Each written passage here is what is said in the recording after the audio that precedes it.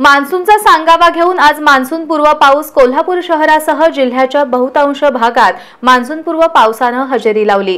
कोल्हापूर शहरात दुपारपासून सायंकाळपर्यंत पावसाची रिपरिप सुरू होती, तर पन्हाळ्याचा पूर्व भाग तसंच पेठवडगाव परिसरात जोरदार वाऱ्यासह दमदार सरी कोसळल्या।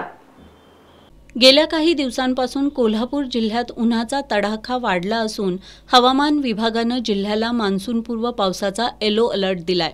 आज सकाळपासून वातावरणात कमालीचा उष्मा जाणवत होता। दुपारी 1च्या सुमारास वातावरणातील बदलास सुरुवात झाली।